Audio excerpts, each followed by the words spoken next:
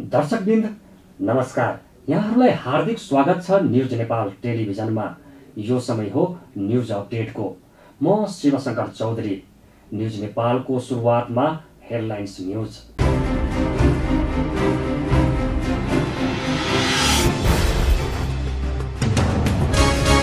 दस गजामा रहेका बस्ती सडक बाँध तटबन्धलाई हटाउन आवश्यक पहल गर्न सरकारलाई राज्य व्यवस्था तथा सुशासन समितिको निर्देशन।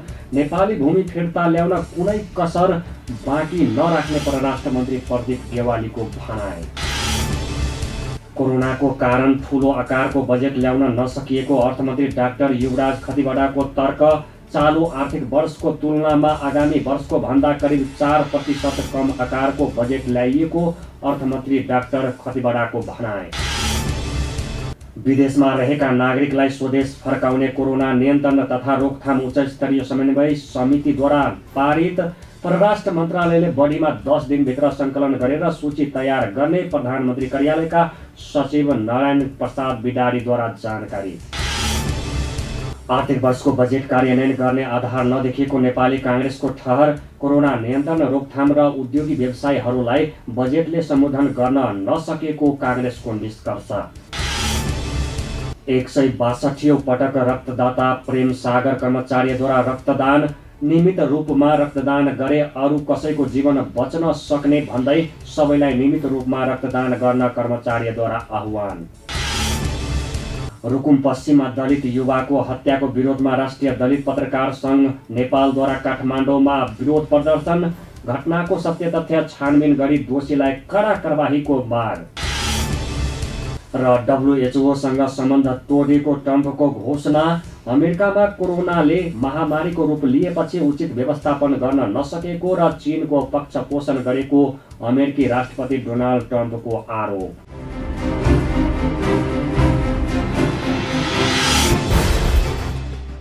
प्रतिनिधि सभा अन्तर्गतको राज्य व्यवस्था तथा सुशासन समितिले सीमा क्षेत्रको 10 गजामा रहेका बस्ती सडक बाँध तटबन्धलाई हटाउन तत्काल आवश्यक पहल गर्न सरकारलाई निर्देशन दिएको छ।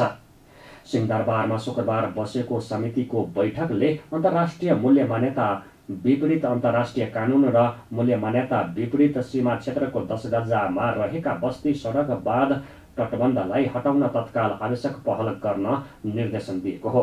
बैठकले सशस्त्र प्रहरीलाई सीमा रक्षाको मात्रै जिम्मेवारी दिन सरकारलाई निर्देशन दिएको छ। जस्तै बैठकले सीमामा बोर्डर र सीमा बोर्डरमा आउटपोस्ट BOP, त्यसका लागि आवश्यक जनशक्ति र पूर्वाधार निर्माणका लागि आवश्यक साधन स्रोत थप्न समेत सरकारलाई निर्देशन दिएको छ।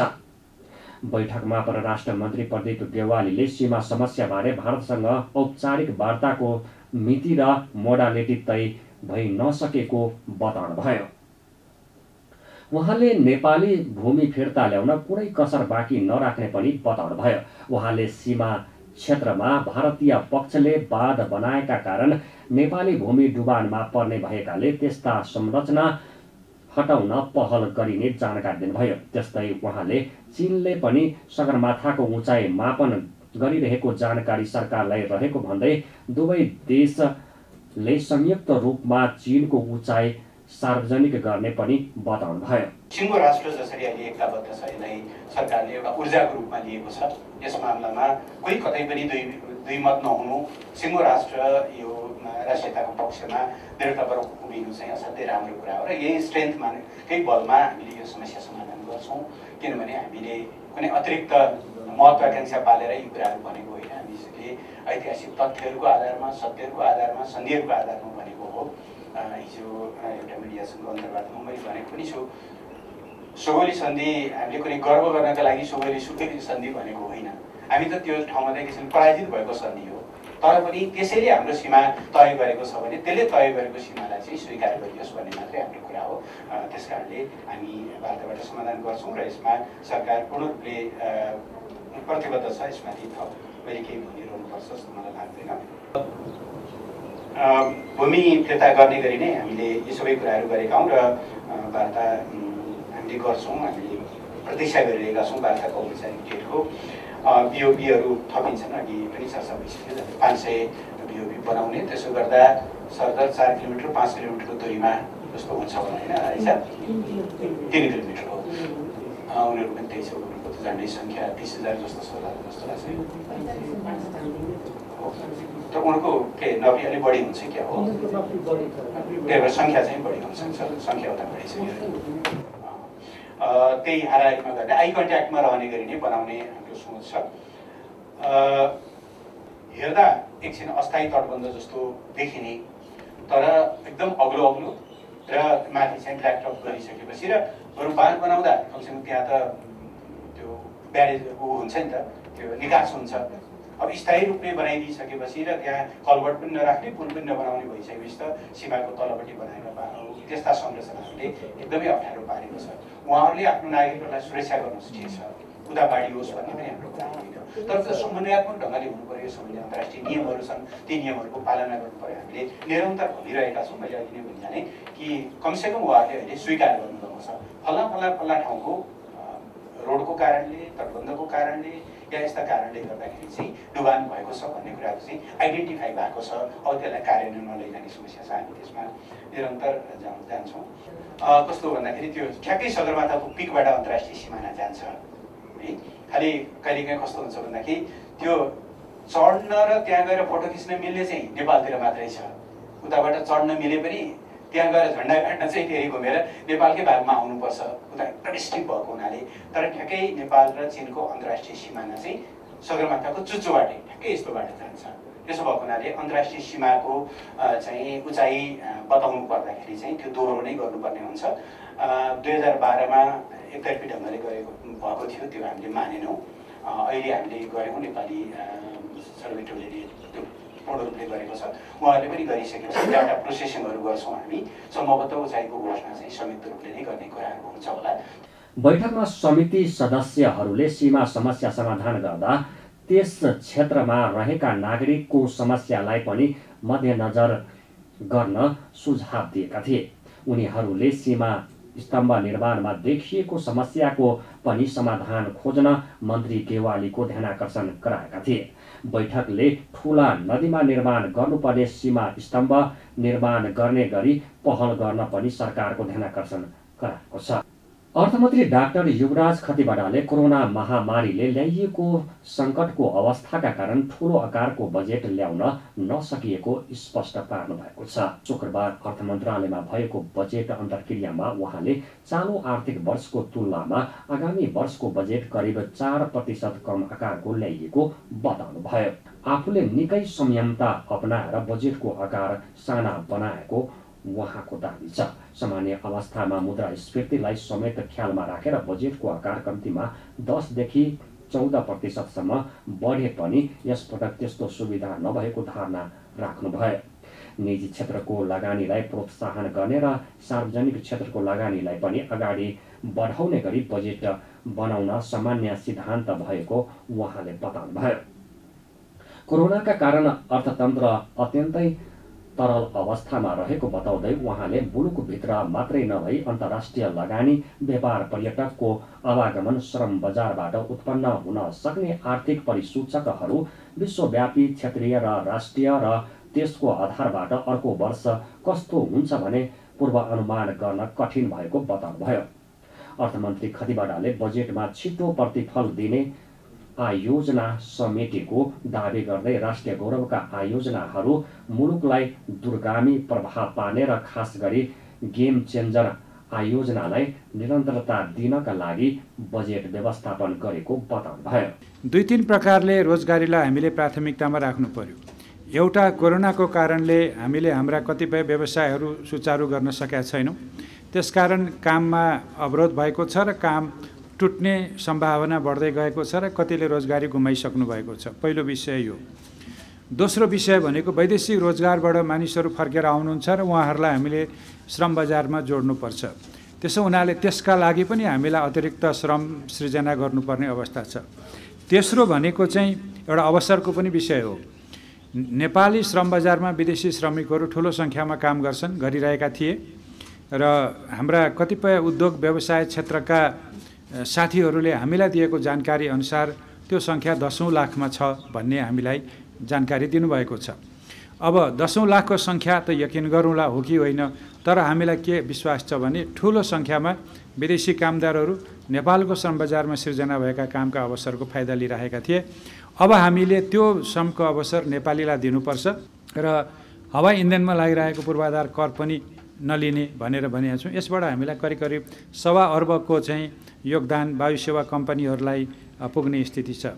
सरकारले सङ्गठित संस्थाहरू जसले सामाजिक सुरक्षा कोषमा रकम जम्मा गर्छन् त्यस्तोलाई अहिले लकडाउनको अवधिभर हामीले चाहिँ रोजगारदाताको र श्रमिक दुइटैको सामाजिक सुरक्षाको योगदान हामी हालिदिन्थ्यौँ भनेका छौँ। त्यसलाई हामीले निरन्तरता दिएका छौँ। त्यस बापत पनि करिब करिब 1.25 अर्ब रुपियाँ हाम्रो त्यहाँनिर खर्च हुन्छ। राहत भन्ने कुराहरू गौण हुन आउँछन्। यो गर्नुहुन्छ हुँदैन भन्ने सैद्धान्तिक बहसका दिन अब गए। पहिले हामीले अनुदान भन्यो भने अनुदान दिने कुरा राज्यले गर्यो भने यो वितरणमुखी, यो काम नलाग्ने, यो सरकार टिक्न नसक्ने कुरा हो भन्ने गरिन्थ्यो। ती दिनहरू गए। विश्वव्यापी रूपमा अहिले फेरि राहत र अनुदानलाई अघि नबढाउने हो भने जनजीवन सुरक्षित गर्न सकिँदैन।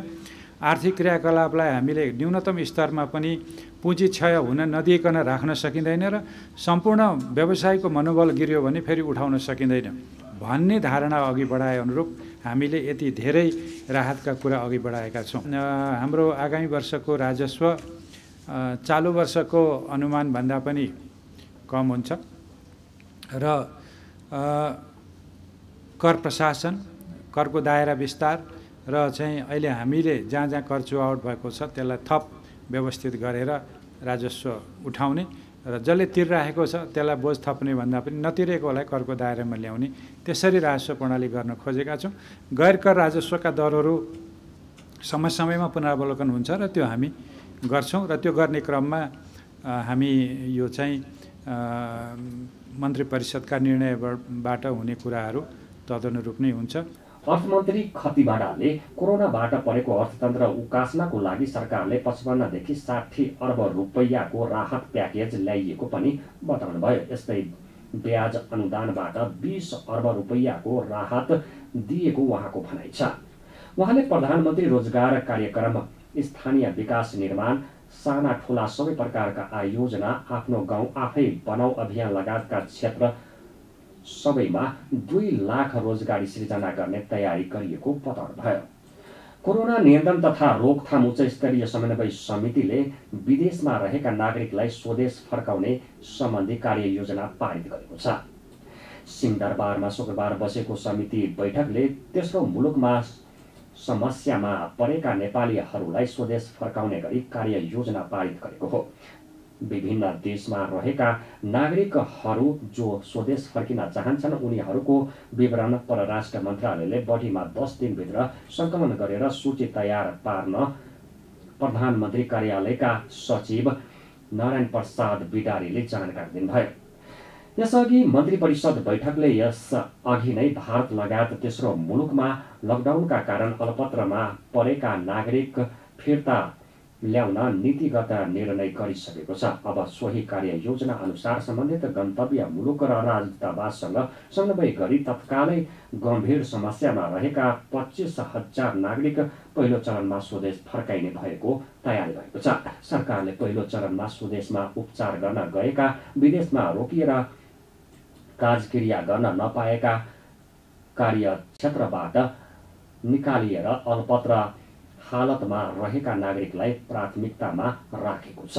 यो कोभिड-19 को विश्वव्यापी संक्रमणको कारणबाट उत्पन्न असहज परिस्थितिमा स्वदेश आउनै पर्ने अवस्थामा रहनुभएका नेपाली नागरिकहरूलाई स्वदेश ल्याउन सहजीकरण गर्ने सम्बन्धी आदेश 2077 नेपाल सरकारको अस्ति भर्खरै बसेको मन्त्री परिषदको बैठक 12 गतेको बैठकबाट भएको निर्णय, त्यो निर्णयबाट स्वीकृत भएको यो आदेशलाई कार्यान्वयन गर्ने क्रममा शीघ्र यसलाई कार्यान्वयनमा ल्याउने क्रममा एउटा कार्ययोजना तयार भएको छ, एक्सन म्याट्रिक्स बनेको छ। यसलाई चाहिँ नि सम्बद्ध निकायहरूको जिम्मेवार निकाय, सहयोगी निकाय, लाग्ने समय, कसले गर्ने, कुन काम गर्ने, कहिले सक्ने भन्ने बारेमा एउटा टाइमलाइनका साथ कार्ययोजना हामीले बनाएका थियौँ। त्यसै उप आजको बैठकमा छलफल भयो। त्यसलाई अब परिमार्जन हामी छिटै गर्छौँ। यसले अब विदेशमा रहनुभएका नेपाल आउनुपर्ने अवस्थामा रहनुभएका नागरिकहरूलाई स्थलमार्ग हुँदै आउने त्यो प्रयोजनको लागि 20वटा नाकाहरू तोकिएको छ, जुन राजपत्रमा पनि सूचना प्रकाशित भइसकेको छ र यो सँगसँगै वेबसाइट इन्टरनेटमा पनि होला। खास गरी यो स्थलमार्गबाट आउने क्रममा पशुपतिनगर, काकडभिट्टा, रानी, कुनौली, ठाडी, माडर, भित्तामोड, मलङ्गवा, गौर, वीरगञ्ज, महेशपुर, बेलहिया, तौलीहवा, कृष्णनगर, जमुनाह, सुरजपुर, गौरीफन्टा, गड्डा चौकी, झुलाघाट र दार्चुला नाकाहरू निर्धारित भइसकेका छन्। त्यसको व्यवस्थापन गर्ने कुरा छ। त्यो काम शीघ्र गर्ने गरी यहाँ टुङ्गो लागेको छ।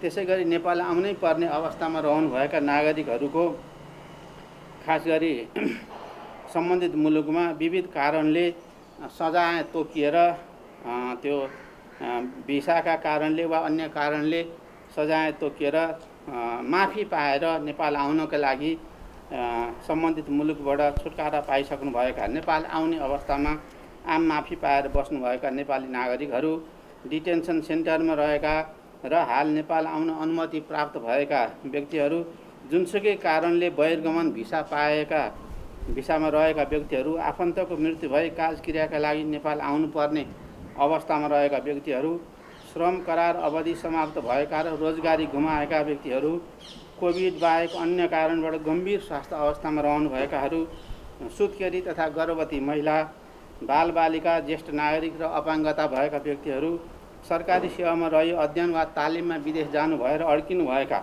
नेपाल आउन नपाउनुभएका व्यक्तिहरू, अध्ययन समाप्त भएका विद्यार्थीहरू, नेपाल आउनुपर्ने अवस्थामा रहनुभएका अध्ययनरत विद्यार्थीहरू जो आउन पर्ने अवस्था कलेज बन्द भएको वा सङ्क्रमणको कारणले पारिवारिक पुनर्मिलनका लागि जानुभएको र फर्किनुपर्ने अवस्थामा रहनुभएकाहरू, कम्पनीबाट रोजगारीसहित अनिवार्य विधामा रहनुभएका व्यक्तिहरू, अन्तर्राष्ट्रिय सङ्घ संस्थामा कार्यरत रहेर नेपाल आउनुपर्ने अवस्थामा रहनुभएका व्यक्तिहरू र पर्यटक भिसा वा व्यापारिक भिसामा गएर बाहिर अल्मलिनुभएका रोकिनुभएका व्यक्तिहरू, उहाँहरू सबैलाई एउटा प्रायोरिटाइज गरेर यो तयार भएको सूची हो।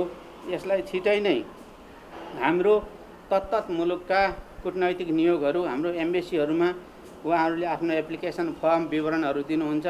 त्यसको लिस्ट तयार हुन्छ। त्यसलाई नेपाली वायु सेवा निगम वा नेपालका वायु सेवा निगमलाई प्रायोरिटी दिइनेछ। पहिला नेपाल वायु सेवा निगम र उसले भ्याएसम्म उसले गर्छ। उसले नभ्याउँदा नेपालका अरू वायु सेवाहरूलाई प्रयोग गरिन्छ र त्यसपछि अनि तेस्रो क्याटेगोरीमा चार्टर भएका विदेशी वायु सेवाहरू पनि पर्नेछन्। तिनलाई प्रयोग गरेर उहाँहरूलाई छिटै नेपाल ल्याउने गरी आजको यो कार्ययोजनालाई अन्तिम रूपमा लगिएको अवस्था छ। जेठको 20 गते राति 12 बजेसम्म मुलुकको आवागमनको स्थिति यो विशेष परिस्थितिमा ल्याउनै पर्ने अथवा जानै पर्ने स्थितिमा पर्नुभएका नागरिकहरू बाहेक अरू आवागमन स्थगित छ। लकडाउन कायम छ। बन्दाबन्दीको अवस्था कायम छ र यो बिचमा नेपाल सरकारले थप समय बाँकी छ। केही निर्णय आए म पछि यहाँहरूलाई सञ्चार गर्ने नै छु। त्यस्तै बैठकमा लकडाउनका बारेमा पनि छलफल भएको थियो। प्रवक्ता बिडारीले लकडाउनका बारेमा कुनै निर्णय नभएको र लकडाउनलाई कडाइका साथ कार्यान्वयन गर्ने बताउनु भयो। प्रमुख प्रतिपक्षी दल नेपाली काङ्ग्रेसले सरकारले बिहिबार ल्याइएको आगामी आर्थिक वर्षको बजेट कार्यान्वयन गर्ने आधार नदेखिएको ठहर गरेको छ। संघीय संसद भवन नयाँ बानेश्वरको लोथसे हलमा शुक्रबार बसेको काङ्ग्रेस संसदीय दलको बैठकले अहिलेको असामान्य अवस्थामा पनि सरकारले सामान्य बजेट ल्याएको भन्दै बजेट कार्यान्वयन गर्ने आधार नदेखिएको ठहर गरेको हो। कोरोना नियन्त्रण रोकथाम र यसबाट उकास्ने तथा उद्योगी व्यवसायलाई बजेटले सम्बोधन गर्न नसकेको काङ्ग्रेसको निष्कर्ष छ। बैठकपछि काङ्ग्रेसका मुख्य सचेतक बालकृष्ण खाँडले राजस्वको लक्ष्य पनि पूरा हुन देखिएको र सरकारले बाह्य तथा आन्तरिक ऋण लिन लक्ष्य पनि लिएको र त्यसको प्रभाव बजेटको आयमा देखिने बताउनु भयो। उहाँले नेपालको उद्योग धन्दा, कृषि लगायतलाई सरकारले विशेष सम्बोधन गर्नुपर्ने धारणा राख्नुभयो। कोरोना रोकथाम र उपचारका लागि विनियोजित बजेट पनि पर्याप्त नरहेको खानले बताउनुभयो। यो असामान्य अवस्थामा बजेट चाहिँ नि सामान्य नै ल्याएको छ र यसले यो कोभिड-19 को प्रभावलाई नियन्त्रण गर्ने, रोकथाम गर्ने र यसको प्रभावले आर्थिक क्षेत्रमा, उत्पादनको क्षेत्रमा जुन प्रभाव परिरहेको छ त्यसलाई पनि कसरी चाहिँ नि थेक्ने र उद्योगी व्यवसायीहरूलाई, श्रमिकहरूलाई कसरी मद्दत पुर्याउने त्यसमा प्रश्न चाहिँ नि आएको छैन। तथापि सरकारले के भनिदिएको छ भन्दाखेरि हामी राजस्व सङ्कलन गर्छौँ भने राजस्व सङ्कलनको जुन लक्ष्य राखेको छ त्यो पनि पुरा गर्न सक्दैन र फेरि राजस्व सङ्कलनको साथसाथै सरकारले 36% भन्दा बढी बाहिर चाहिँ आन्तरिक चाहिँ ऋण उठाउने पनि देखाएको छ। 5 अरबभन्दा बढी ऋण लिने लक्ष्य राखेको छ सम्भव छ त यसको र अहिले 5 अरबभन्दा बढी चाहिँ नि उसले आन्तरिक र बाह्य ऋण लिन पनि गाह्रो छ। अनि त्यसको प्रभाव के गर्ने हो भने त बजेटको जुन आय हो आय घटेर जाने भयो। आय घटेर जाने बित्तिकै खर्च पनि घटेर जाने भयो। खर्च कहाँ घट्ने भयो त? चालु खर्च त हुने भयो तर खर्च कहाँनिर घट्ने भयो भन्दाखेरि तपाईँलाई पुँजीगत खर्च हुने भएन, विकासमा खर्च हुने भएन। जबकि सरकारले विकासको चाहिँ नि यावत सम्पूर्ण पक्षलाई चाहिँ नि छोएको छ। तथापि अर्थमन्त्रीले भने जस्तै सरकारले ल्याएको बजेटलाई कार्यान्वयन गर्न सक्ने चाहिँ नि यो नै देखिँदैन, आधारै देखिँदैन। त्यस कारणले मेरो अन्तिम निष्कर्ष के छ भने यो असामान्य परिस्थितिमा सामान्य बजेट आएको छ र आम्दानी 98 खर्च रुपैयाँ भन्ने चाहिँ नि हाम्रो गाउँतिर जुन कहावत छ त्यही खालको यो बजेट छ। त्यसले गर्दाखेरि यो बजेटले मुलुकलाई पनि डुबाउँछ, जनतालाई पनि डुबाउँछ, नेपालको उत्पादनलाई, उद्योग धन्दा कलकारखाना डुबाउँछ। त्यतापट्टि सजगता देखिएन र यो कोरोना महामारीको सङ्क्रमितको सङ्ख्या पनि दिनानुदिन बढेर गइरहेको छ। अहिले तत्काल के गर्ने, आगामी चाहिँ नि वर्षमा के गर्ने कार्ययोजना भयो त्यसका लागि पनि कार्ययोजना छैन। आगामी वर्षमा कोरोनाको रोकथाम, नियन्त्रण र उपचारको लागि जम्मा 6 अरब रुपियाँ राखेको छ। 6 अरब रुपियाँ त 1 लाख मान्छेलाई PCR गर्दा सिद्धिन्छ। त्यहाँले त्यो उहाँहरूलाई कस्तो लाग्यो, अर्थमन्त्रीलाई कस्तो लाग्यो भने यो वैशाख जेठमा चाहिँ नि असारमा कोरोना सिद्धिन्छ, अब यो बजेट त साउनको लागि हो, आगामी साउनको लागि हो। त्यहाँले जबकि विश्व स्वास्थ्य सङ्गठनले र यस सम्बन्धित विज्ञहरूले यसको चाहिँ नि प्रभाव लामो समय रहन्छ र अझै यो चाहिँ निर्मूलीकरण हुँदैन। यसको चाहिँ सङ्क्रमितको सङ्ख्यालाई चाहिँ हामीले कसरी चाहिँ नि घटाउने र सङ्क्रमित भइसकेकालाई कसरी उपचार गर्ने त्यतापट्टि यो बजेटले चाहिँ नि गम्भीरतापूर्वक ध्यान दिएको छैन। यो बजेट चाहिँ कस्तो भन्दाखेरि अब यो सरकार बनेपछि अर्थमन्त्रीले भन्नुभएको थियो मेरो तेस्रो बजेट हो। पहिलो बजेट, दोस्रो वर्षको बजेट, तेस्रो वर्षको यो भाग 3 खण्ड 3 मात्रै निकाल्नु भयो। तर अहिलेको जुन खालको चुनौती छ, जनता जसरी चाहिँ नि असुरक्षित र आहत भएको छन्, सबभन्दा पहिला त जनताको जीवन रक्षा गर्नु। बैठकमा काङ्ग्रेस सभापति देउवाले बजेट छलफलका क्रममा गम्भीर रूपमा आवाज उठाउन सांसदहरूलाई निर्देशन दिनुभएको थियो। बैठकमा काङ्ग्रेसले बजेटका बारेमा अर्थविदहरूसँग पनि छलफल गरेको थियो। स्वयंसेवी शतक रक्तदान प्रेम सागर कर्मचारीले 162औं पटक रक्तदान गर्नुभएको छ। ड्रिमल्यान्ड पब्लिक हाई स्कुलले शुक्रबार काठमाडौँको बाग बजारमा आयोजना गरेको रक्तदान कार्यक्रममा रक्तदाता प्रेम सागर कर्मचारीले 162औं पटक रक्तदान गर्नुभएको हो। कीर्तिमानी रक्तदाता कर्मचारीले 4 महिनापछि शरीरमा रक्त आफै नष्ट हुने भएकाले हरेक 3 महिनामा रक्तदान गर्न सकिने बताउनुभयो।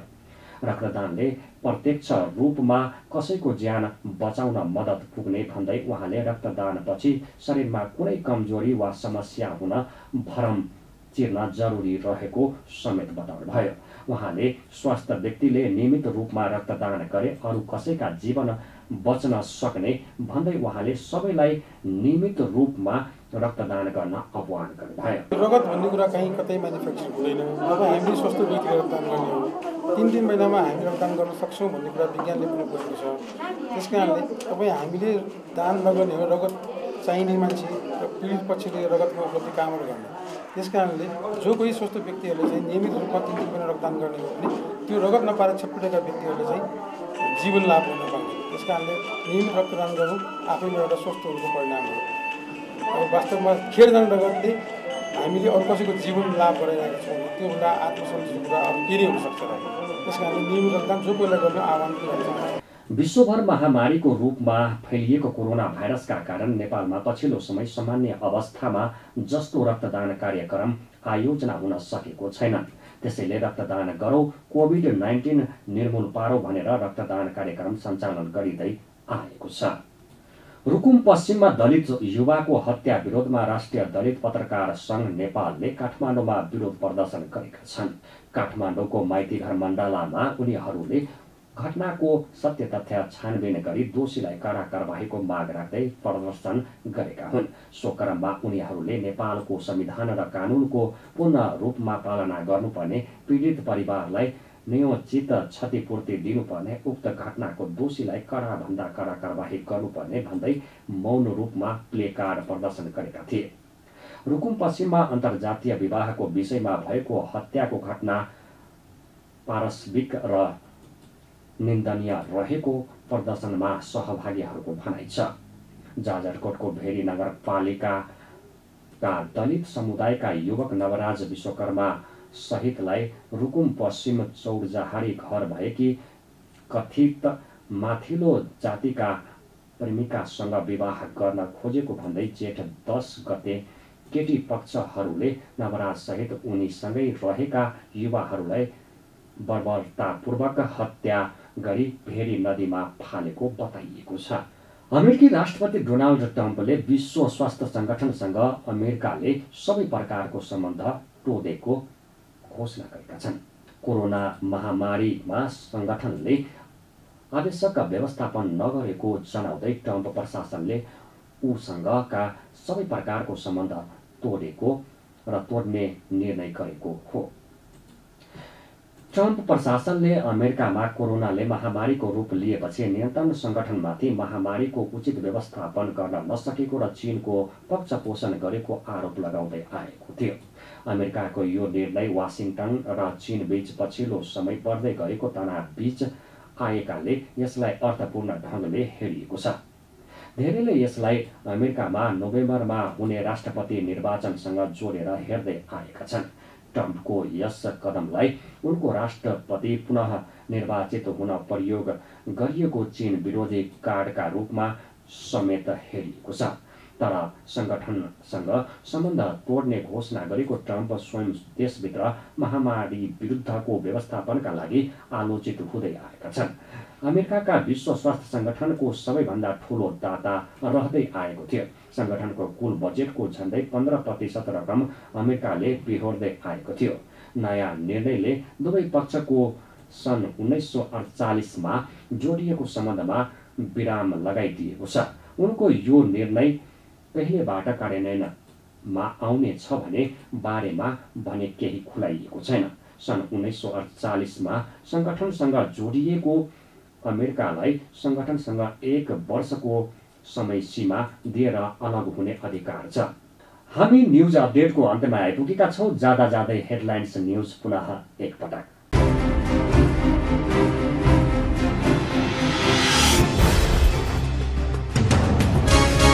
10 गजामा रहेका बस्ती सडक बाँध तटबन्धलाई हटाउन आवश्यक पहल गर्न सरकारलाई राज्य व्यवस्था तथा सुशासन समितिको निर्देशन। नेपाली भूमि फिर्ता ल्याउन कुनै कसर बाँकी नराख्ने परराष्ट्र मन्त्री प्रदीप गेवालीको भनाइ। कोरोनाको कारण ठूलो आकारको बजेट ल्याउन नसकिएको अर्थमन्त्री डाक्टर युवराज खतिवडाको तर्क। चालू आर्थिक वर्षको तुलनामा आगामी वर्षको भन्दा करिब 4% कम आकारको बजेट ल्याइएको अर्थमन्त्री डाक्टर खतिवडाको भनाइ। विदेशमा रहेका नागरिकलाई स्वदेश फर्काउने कोरोना नियन्त्रण तथा रोकथाम उच्च स्तरीय समन्वय समितिद्वारा पारित। परराष्ट्र मन्त्रालयले बढीमा 10 दिनभित्र सङ्कलन गरेर सूची तयार गर्ने प्रधानमन्त्री कार्यालयका सचिव नारायण प्रसाद बिडारीद्वारा जानकारी।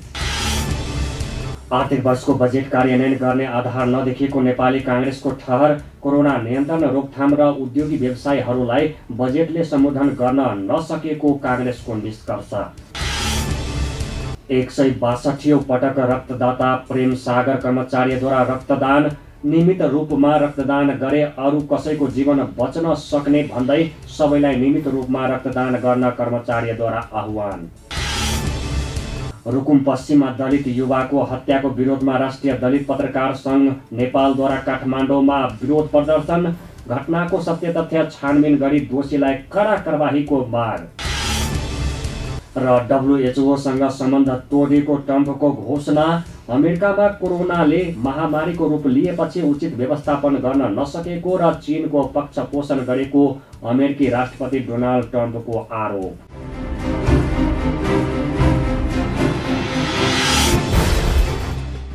दर्शकवृन्द, अहिलेलाई न्युज अपडेट यति नै। निरन्तर न्युज अपडेटका साथ हामी पुनः उपस्थित हुने नै छौँ। हामीलाई फेसबुक, युट्युब र नेट टिभीमा पनि फलो गर्दै रहनुहोला। हेर्दै रहनुहोस् न्युज नेपाल टेलिभिजन। नमस्कार।